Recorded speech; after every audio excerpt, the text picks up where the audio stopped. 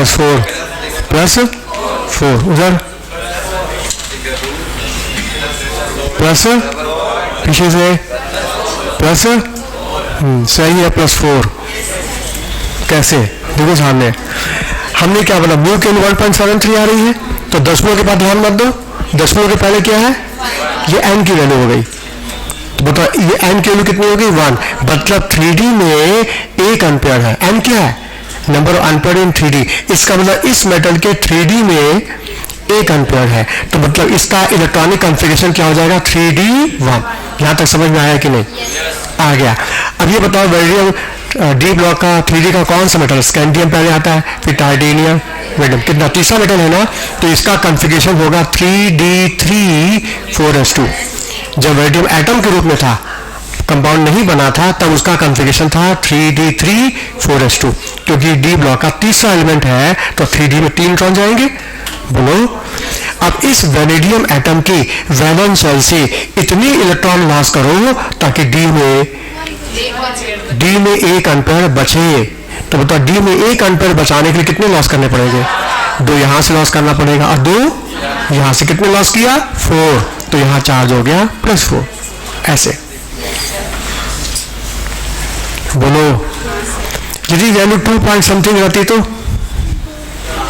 बताओ इसके डी में 2 एम्पियर हो जाते। तो डी में 2 एम्पियर बचाने के लिए हमें कितने लॉस करने पड़ते, जबकि वेनेडियम का कॉन्फ़िगरेशन होता है 3D3 4s2 होता है। बोलो, तो इस वैलेंस शेल से हम कितना लॉस कर रहे हैं ताकि डी में 2 एम्पियर बचे और मैग्नेटिक मोमेंट ही आ जाए। तो कितना लॉस कर, 2 यहां से और 2, 1 यहां से, 1 यहां से, तो कितना लॉस किया, 3। तो आंसर हो जाएगा ये। नहीं समझ में आया? तो किसी भी मेटल आयन का मैग्नेटिक मोमेंट दे करके हमसे क्वेश्चन पूछ सकता है। या तो मेटल आयन दे दे तो तुमसे मैग्नेटिक मोमेंट पूछ देगा, या मैग्नेटिक मोमेंट की वैल्यू दे करके उस मेटल आयन का चार्ज पूछ देगा। उल्टा केस क्वेश्चन आ सकता है ऐसे। हाँ बोलो, आगे बढ़े। और एक चीज देखो, जो स्प्रिंग मैग्नेटिक मोमेंट की वैल्यू इस फॉर्मूले से निकालते हैं, ये वैल्यू दी गई है ना। स्प्रिंग मैग्नेटिक मोमेंट की वैल्यू जो हम इस फॉर्मूले से कैलकुलेट करते हैं, वो वैल्यू एक्सपेरिमेंटल वैल्यू से अलग होती है। मतलब हम एक्सपेरिमेंट करके निकालेंगे किसी कंपाउंड का मैग्नेटिक मोमेंट, और हमें इस फॉर्मूले से जब निकालेंगे तो दोनों की वैल्यू में फर्क आता है। ये तुमने फॉर्मूले से कैलकुलेट करके निकाला है ना, ये एक्सपेरिमेंट थोड़ी किया, तुमने फॉर्मूले वैल्यू रख के निकाल दिया फट से, बस। ये कैलकुलेट वैल्यू है, और एक होती है एक्सपेरिमेंटल वैल्यू, ऑब्जर्व वैल्यू, जो कि एक्सपेरिमेंट करके निकाली जाती है। तो एक्सपेरिमेंटल वैल्यू और कैलकुलेट वैल्यू में फर्क होता है। फिर एक्सपेरिमेंटल निकालते कैसे हैं, किसी भी कंपाउंड का मैग्नेटिक मोमेंट कितना होगा, उसकी एक्सपेरिमेंटल वैल्यू कैसे निकालते हैं वो भी देखो।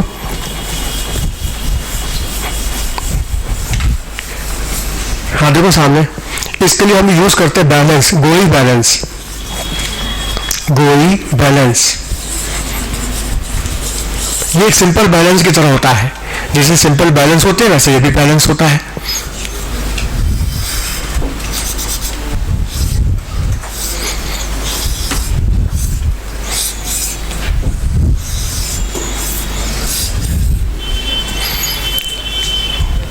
किसी भी सब्सटेंस को चेक करना हो कि पैरा है कि ढाया, तो हम क्या करेंगे, उस सब्सटेंस को बैलेंस के एक पेन पर रख देंगे। ये हमको चेक करना है कि पैरा है कि, अच्छा पैरा तो कितना पैरा है चेक करना है, तो उसको बैलेंस के एक पेन पर रख देंगे, और दूसरे पेन पर हम वेट रख करके इसको बैलेंस करेंगे। वेट रख कर इसको बैलेंस कर लेंगे। जो सब्सटेंस का वेट होगा यहां रख करके उसको हम बैलेंस कर लेंगे। बोलो, हो जाएगा। अब क्या करेंगे, इस सब्सटेंस के पास मैग्नेटिक फील्ड लेके जाएंगे, मैग्नेटिक फील्ड लेके जाएंगे। यदि पैरा हुआ तो ये मैग्नेटिक फील्ड में अट्रैक्ट होगा। बोलो, समझ में आ रहा है? और जब ये अट्रैक्ट होगा तो क्या ये बैलेंस फॉर्म में रहेगा? अब तो डिस्टर्ब हो जाएगा। अब बताओ, ऊपर जाएगा नीचे जाएगा? ये ऊपर जाएगा। तो इसको वापस बैलेंस में लाने के लिए, फिर से इसको बैलेंस में लाने के लिए हमको और वेट ऐड करना पड़ेगा। बोलो, ये वेट का और बढ़ना, वेट ऐड करना, ये इंडिकेट कर रहा है कि पैरा है। बोलो, अच्छा मान लो ये डाया हुआ, तो तो ये डाया रहेगा तो मैग्नेटिक फील्ड में अट्रैक्ट नहीं होगा, ये मैग्नेटिक फील्ड से बाहर आएगा, ये मैग्नेटिक फील्ड से बाहर निकलेगा। तो बताओ अब ये वेट नीचे जाएगा। मतलब ये क्या शो कर रहा है, जब नीचे जाएगा तो बताओ वेट क्या होगा, कम होगा। जब पैरामैग्नेटिक रहेगा तो वेट क्या होगा, बढ़ जाएगा, और डाया रहेगा तो वेट घट जाएगा। ये बात समझ में आई। अच्छा पैरा है तो वेट बढ़ेगा, अब जो भी वेट बढ़ेगा उस वेट को फॉर्मूले में पुट कर दे तो उसका मैग्नेटिक मोमेंट भी निकल जाएगा, लेकिन वो फॉर्मूला हम लोग के सिलेबस में नहीं है। हमारे सिलेबस में इतना ही है कि यदि इसको मैग्नेटिक फील्ड में ले जाएंगे, पैरामैग्नेटिक है तो वेट बढ़ेगा और डाया है तो वेट घटेगा। नोट करो, when paramagnetic substance placed in magnetic field, when paramagnetic substance are placed in magnetic field, their weight increases. When paramagnetic substance are placed in magnetic field, their weight increases. And diamagnetic substance are placed, उल्टा हो जाएगा, weight decreases.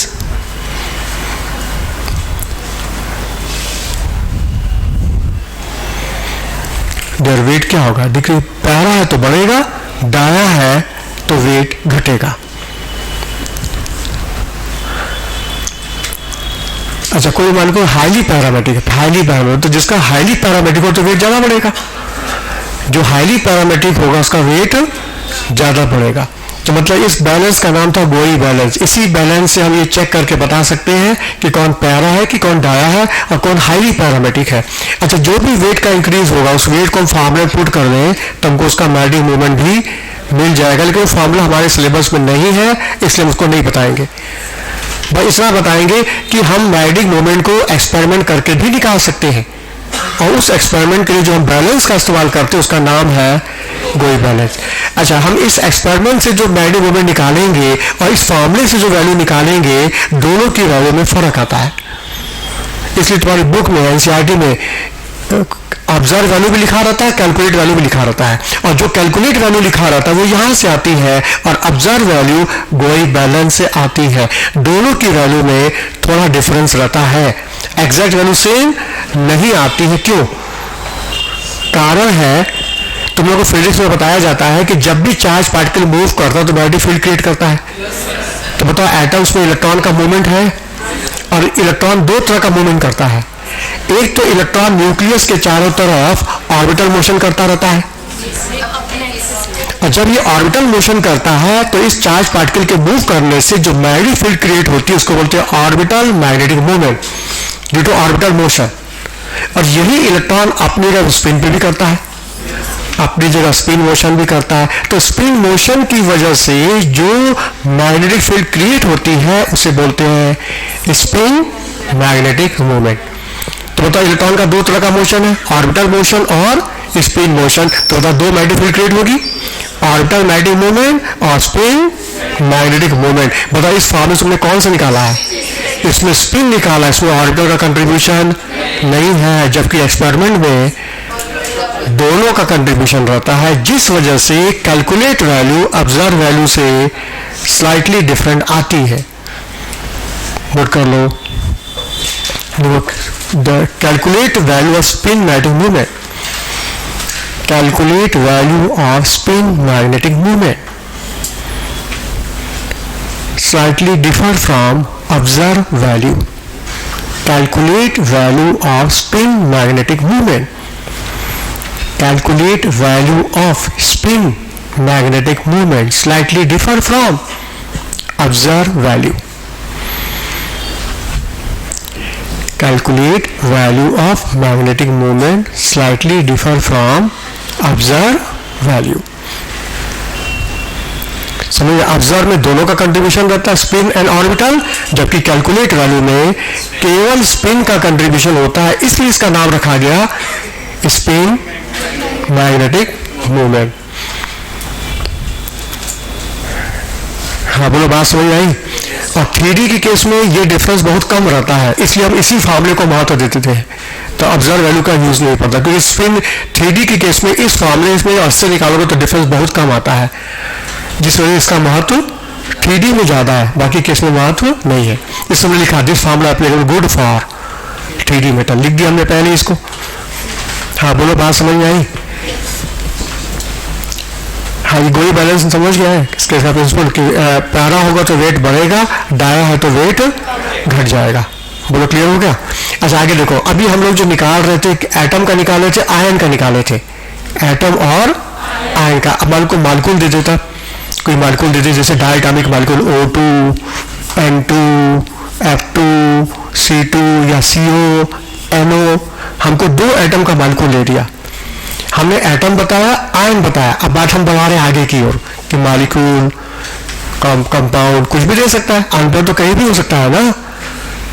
तो हमने अभी atom और ion का case बताया, अब हम जा रहे हैं मालिक्यूल की तरफ। अब मालिक्यूल मेरा 2 एटम का है, डायटॉमिक। अब हमको बताना पैरा है कि, तो कैसे बताएंगे? हाँ, जवाब जब 2 एटम का मालिक्यूल होता है तो वहां हम चेक कर लगाते हैं मॉलिक्यूलर ऑर्बिटल थ्योरी, तब MOT से सॉल्व करना होगा इसको। तब यहाँ कंसेप्ट लगेगा MOT, और MOT बताने का मतलब पूरा 1.5 घंटा खा जाएगा। ये टॉपिक है केमिकल बॉन्डिंग का, ठीक है। तो मतलब इस टॉपिक को हम केमिकल बॉन्डिंग में डिस्कस करेंगे, लेकिन अभी तो पता चल गया कि 2 एटम में हमको क्या करना है, MOT लगाना है। और जहां 3 एटम का मालिक्यूल आ जाए, 4 एटम का आ जाता, पॉली एटॉमिक मालिक्यूल आ जाता, जब एटम 2 से ज्यादा, जैसे CO2, SO2, NO2, ClO2, बता इसमें एटम 2 से ज्यादा है। अमोनिया, एटम संख्या 2 से ज्यादा है। और जब एटम 2 से ज्यादा हो जाएगा, उस केस में MOT नहीं लगाओगे, क्या लगाओगे? उस केस में लगाओगे valence electron structure, valence electron, Lewis dot structure. वो कंसेप्ट लगा के तुम निकालोगे कि पैरा है कि, नोट करो, in case of diatomic molecule, in case of diatomic molecule, the magnetic behavior determined by molecular orbital theory. In case of diatomic molecules, magnetic behavior determined by MOT, molecular orbital theory, molecular orbital theory. But in case of polyatomic molecule, magnetic property determined by valence electron या bracket में Lewis dot structure. In case of polyatomic molecules, the magnetic property determined by valence electron theory, valence electron theory, valence electron theory या bracket में Lewis dot structure.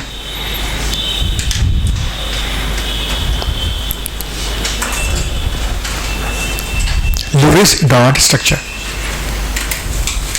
तो जैसा problem होता है वैसा concept लगाना पड़ता है। अब मालिक्यूल में डायटॉमिक भी आ सकता है, पॉलीएटॉमिक भी आ सकता है। डायटॉमिक में MOT लगा दो, और पॉलीएटॉमिक में वैलेंस इलेक्ट्रॉन थ्योरी या लुईस डॉट स्ट्रक्चर, एक ही चीज है, अप्लाई कर दो, आंसर आ जाएगा। ठीक है, हमने आज एटम बताया, आयन बताया, अभी मालिक्यूल स्टार्ट किया। मालिक्यूल के बाद कंपाउंड, कंपाउंड के बाद कॉम्प्लेक्स कंपाउंड, फिर लास्ट में आएगा सोल्यूशन। मतलब सारा केस हम दिखाएंगे। ठीक है, बाकी हम कल देखेंगे।